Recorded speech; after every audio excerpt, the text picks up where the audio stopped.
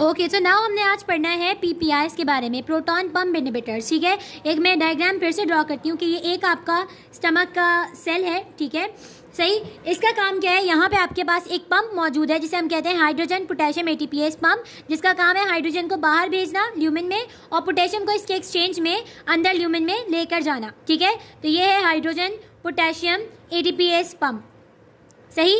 अब ये किस तरह एक्टिवेट होता है, तीन मैकेनिज्म्स मैंने बताए थे। एक है कि गैस्ट्रिन आके इसके ऊपर एक्ट करता है, यहाँ रिसेप्टर्स होते हैं इसके, वो क्या एक्टिवेट करवाते हैं, साइक्लिक एएमपी।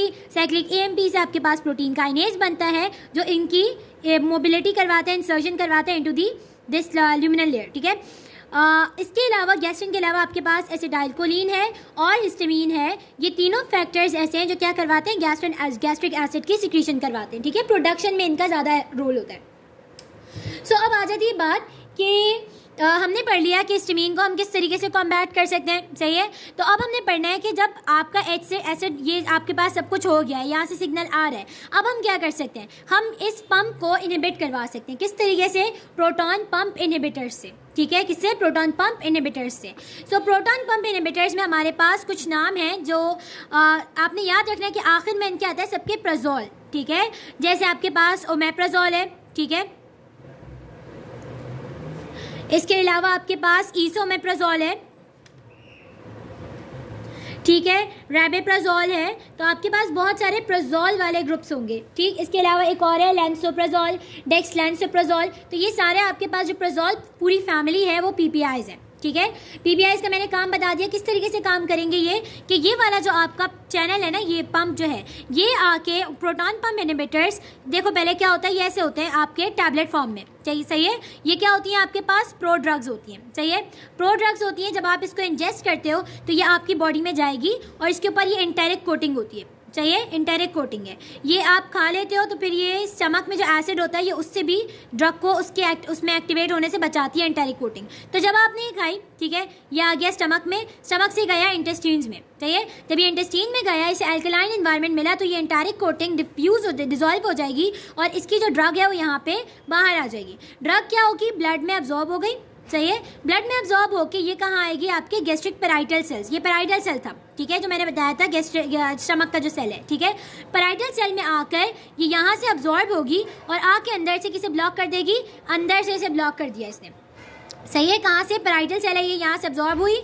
सही, ब्लड सप्लाई होगा यहाँ पे, उससे अब्जॉर्ब हुई, इसे आके इसने ब्लॉक कर दिया। ब्लॉक कर दिया तो अब आपका ये जो हाइड्रोजन पोटेशियम एटीपीएस पंप है ये नॉन फंक्शनल हो गया और ये कैसे करती है, इरिवर्सिबली ब्लॉक करती है। मतलब अगर इसने एक बार एक पंप को ब्लॉक कर दिया तो वो पंप खत्म हो जाएगा, उसका कोई एक्शन रहेगा ही नहीं। ठीक है, ये इसके साथ कौन सी बॉन्डिंग करती है, कोवेलेंट बॉन्डिंग करवा रही होती है। ठीक है, कोवेलेंट बॉन्डिंग होती है तो ये खत्म हो जाता है। ठीक है, और फिर नया ये बनने के लिए, पंप बनने के लिए टेक्स ऑलमोस्ट 18 आवर्स। ठीक है, अगले 18 घंटों में जाके फिर से कोई पंप बनता है और यहाँ पे इंसर्ट होता है। चाहिए, सो ये इस तरीके से आपको लॉन्गर एक्शन प्रोवाइड करती है। ऑल दो इसकी जो अपनी हाफ लाइफ है प्लाज्मा में वो कम होती है, यानी ये जल्दी इसकी जो डेटेरिएशन है वो स्टार्ट हो जाती है, लेकिन इसका एक्शन लॉन्गर होता है। ठीक है, तो ये आपके पास इसकी मैकेनिज्म हो गया और इसका पूरा हमारा हो गया। अच्छा, ये प्रोडक्ट थी, ये सेल के अंदर आके एक्टिवेट हो जाती है, एक्टिव ड्रग बन जाती है। चाहिए, अब ये आपका एक्शन हो गया। इसका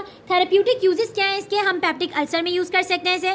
सही, आइडर ड्यू टू एच पाइलोरी, सही, या फिर ड्यू टू एनसेट्स। सही है, अक्यूट स्ट्रेस अल्सर्स जो होते हैं, किसी लॉन्ग सिकनेस की वजह से पेशेंट आईसीयू में है, उसकी वजह से बॉडी में स्ट्रेस क्रिएट हुआ, उसकी वजह से हो गए, उसके लिए भी हम यूज़ कर सकते हैं पीपीआईज। सही, इसके अलावा हम एच पाइलोराई में तो यूज़ करते ही हैं, एंटी माइक्रोबियल में। ठीक, इसके अलावा हम जो सिंड्रोम है, जैसे ज़ोलिंगर इलाइजन सिंड्रोम है, जिसमें क्या होता है, बहुत ज़्यादा गैस्ट्रिन प्रोड्यूस हो रहा होता है और ज़्यादा गैस्ट्रिन होता है तो ज़्यादा एसिड रिलीज होता है। सही, तो हम इसके लिए भी क्या यूज़ कर सकते हैं, पीपीआईज यूज़ कर सकते हैं।